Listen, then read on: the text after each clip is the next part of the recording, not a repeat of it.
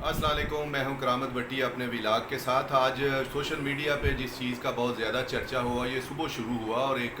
अदील राजा हैं, उनके ट्विटर से उन्होंने जो एक किया जिसमें उन्होंने बताया कि हमज़ा शहबाज जो है वो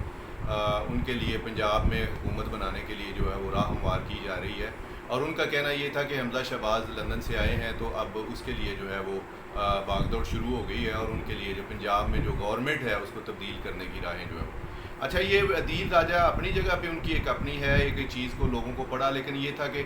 चूँकि एक बंदा कह रहा है और ये बात ज़रा थोड़ी डिफरेंट है, तो इस बात को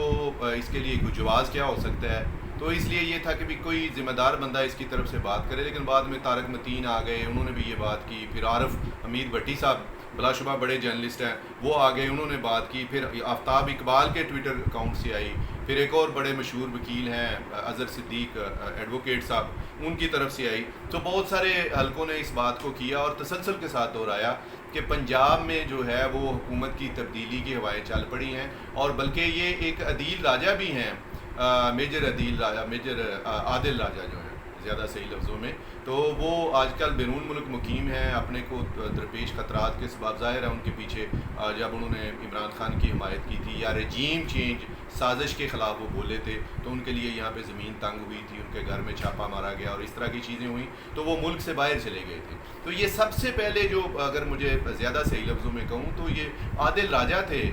जिन्होंने, मेजर रिटायर्ड आदिल राजा, जिन्होंने इस बात का इंकशाफ किया कि पंजाब में जो है वो तहरीक इंसाफ और मुस्लिम लीग काफ के जो अरकान असम्बली हैं उनके पीछे एजेंसी के लोग लगा दिए गए हैं और उनको तोड़ने मरोड़ने और उनके ज़मीर जगाने के हवाले से उन्होंने बात की। उसके बाद जो है अदील राजा आए, फिर आरफ हमीद भट्टी आए, फिर तारक मतीन आए और इसी तरह से फिर आफ्ताब इकबाल ने और बाकी लोगों ने उस चीज़ को, जिसका मतलब ये है कि जब दिन ढलने लगा, दोपहर ढलने लगी, तो उस वक्त तक जो है सोशल मीडिया पे ये टॉप ट्रेंड, मतलब इस तरह कह लें कि बड़े लोगों ने जो है ना इस हवाले से इस पर डिस्कशन शुरू कर दी थी। सवाल आखिर में असल में ये है कि आखिर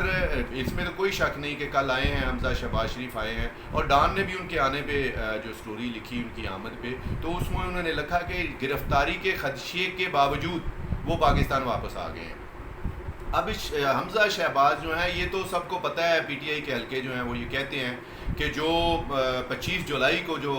इन्होंने जो 25 मई को मारदाड़ की और जो तहरीक इंसाफ के लोगों को बरतशद्दद किया गया, जिस तरह उन्हें बुरे तरीके से कुचला गया और सारा कुछ हुआ, तो वो पंजाब में जो सारा कुछ हुआ तो उसके मास्टरमाइंड, या ये कह लें कि एग्जीक्यूटर जो थे, एक्टिवली जिन्होंने किया, तो वो हमज़ा शहबाज, जो उस वक्त जो है वज़ीर आला के मनसब पे जो है वो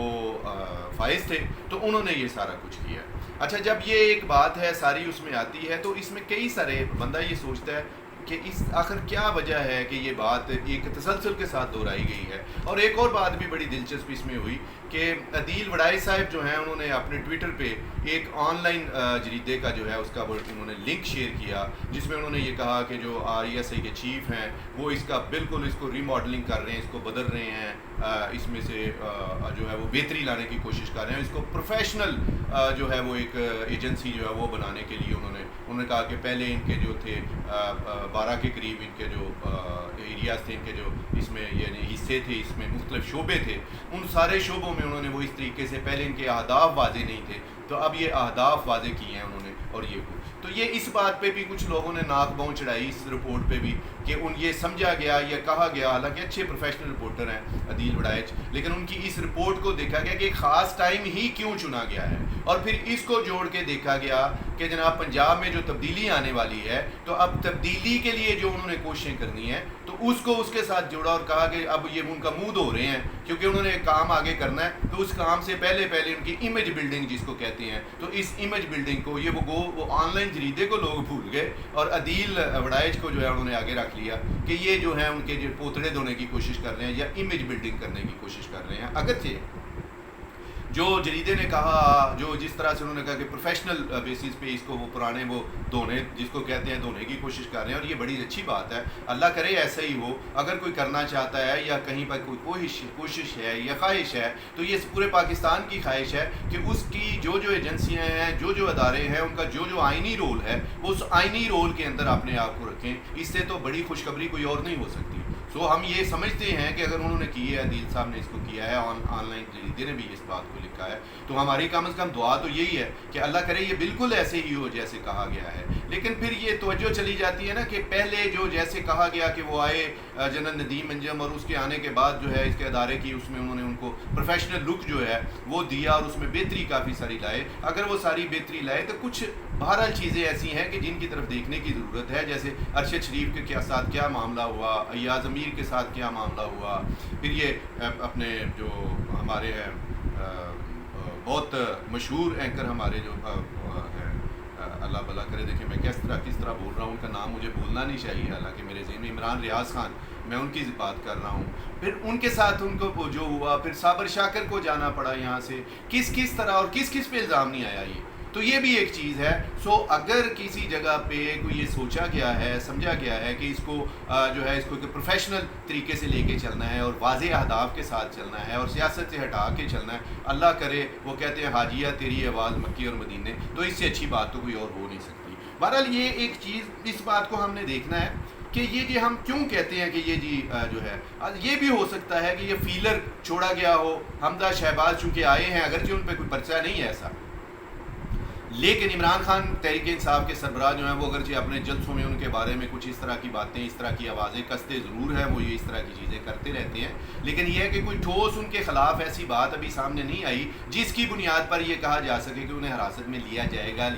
اور دوسرا یہ ہے کہ جو پنجاب کے وزیر اعلیٰ ہیں چودھری پرویز لائی جو ہیں، ان کو اگر یہ سمجھتا ہے کہ چودھری پرویز لائی وہ جتنے سیزنڈ پولیٹیشین وہ ہیں، جس طرح سیاست کو وہ سمجھتے ہیں اور جس طرح وہ سمجھداری کے ساتھ دونوں پہلوؤں کو سوچ کے لے کے چل رہے ہیں، ملٹری اسٹیبلشمنٹ کو بھی ساتھ لے کے چلنے کی کوشش کر رہے ہیں، تحریک انصاف کو بھی ساتھ لے کے چلنے کی کوشش کر رہے ہیں، اور جس طرح سے انہوں نے ان کے جو مسلم لیگ نون کے جو اراکین اسمبلی تھی اور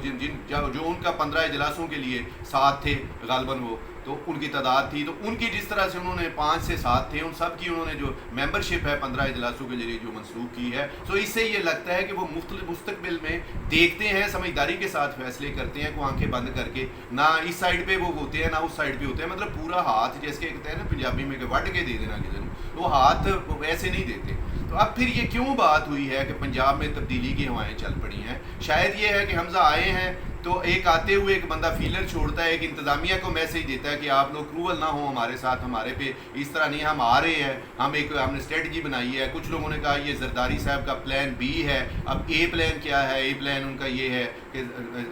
میاں عمران خان صاحب جو ہیں ان کو نااہل قرار دیا جائے. تو عمران خان کو اگر عدالتیں نااہل قرار دے دیتی ہیں، الیکشن کمیشن نااہل قرار دیتا ہے، سپتمبر بڑا اہم ہے، اگر یہ نہیں ہوتا تو پلان بی کے طور پر یہ ہے کہ پھر ان کو جو ہے وہ پنجاب میں حکومت بدلنے کی کوشش کی جائے. اچھا، اس کا ایک پہلو یہ میں یہ سمجھتا ہوں یہ پلان بی نہیں، یہ پلان سی ہے، کیونکہ اگر آپ جو ہے حمزہ شہباز صاحب کو اس میں پہلی بات تو یہ ہے کہ عمران خان کی سلامتی کو، ان کو تھریٹ الرٹ بھی جاری ہو چکا ہے، ان کی سلامتی کے لیے بہت خطرہ ہے. تو پلان اے تو یہ ہوگا کسی کا، خدا نہ کرے کوئی اس پہ سوچ رہا ہو، لیکن انسان کے اندر جو خدشے ہوتے ہیں وہ پھر زبان پہ آتے ہیں. خدا نہ کرے کوئی اس بنیاد پہ سوچ رہا ہو، ایک مقبول ترین لیڈر جو ہے پورے ملک کے کونے کونے میں جس کی فالوئنگ ہے اور کونے کونے میں جس کے کارکن ہیں اور اس سے محبت کرنے والے ہیں، اس کے بارے میں کوئی اتنا ٹیڑھا ہو کے سوچے، کوئی اتنا غلط طریقے سے سوچے اور کوئی اتنا ملک دشمنی پر مبنی اس طرح کی کوئی بات سوچ رہا ہو. لیکن بہرحال یہ آن دا کارڈ ہے،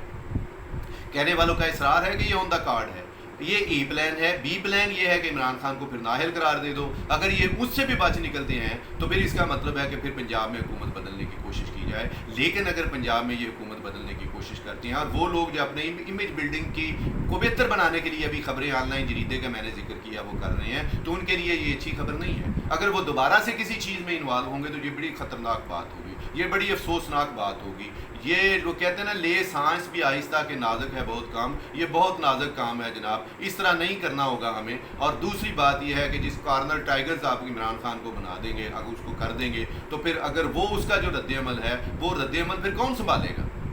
سب کو پتا ہے، عوام کی اس کی فالوئنگ، اس بات کا ڈر بھی ہے. آئی ایم ایف آگے مہنگائی ہونے جا رہی ہے. جنوری میں آپ نے پیٹرول کی قیمتیں بڑھانی ہیں، 50% لیوی جو ہے آپ نے اس پہ لگانی ہے، اور اپریل تک آپ نے جو ہے وہ ڈیزل پہ 50 روپے جو ہے وہ لیوی جو ہے وہ بڑھانی ہے, مہنگائی آپ نے کرنی ہے, اور اگر ساتھ میں آپ سیاسی انتقام کا نشانہ بھی لوگوں کو بنائیں گے تو آپ کا کیا خیال ہے کہ عمران خان گھر میں بیٹھا انتظار کرے گا کہ آؤ مجھے پکڑو اور میری جو ہے وہ تھن کرو, میری میجارٹی کو, لوگوں کو مارو, ان کے خلاف مقدمے کرو اور میں گھر میں بیٹھا رہوں گا؟ ہرگز نہیں. وہ جیسا پچھلے گجرات کے جلسے میں بھی کہہ چکا ہے کہ آپ لوگ تیار رہیں, کے پی کے میں اس کی حکومت ہے, گلگت بلتستان میں اس کی حکومت ہے, آزاد کشمیر میں اس کی حکومت ہے, پنجاب میں اس کی حکومت ہے, پاپولر پبلک سپورٹ اس کے ساتھ ہے, تو پھر آپ کس طرح یہ سوچتے ہیں کہ پنجاب میں ہم حکومت کریں گے اور چین سے رہ لیں گے, جبکہ مہنگائی کا بم جو ہے ہر گزرتے دن کے ساتھ ٹک ٹک ٹک ٹک ٹک ٹک کر رہا ہے, اور یہ کسی بھی وقت عوام کے جذبات کا لاوا پھوٹ پڑتا ہے. یہی گزارش کرنی ہوگی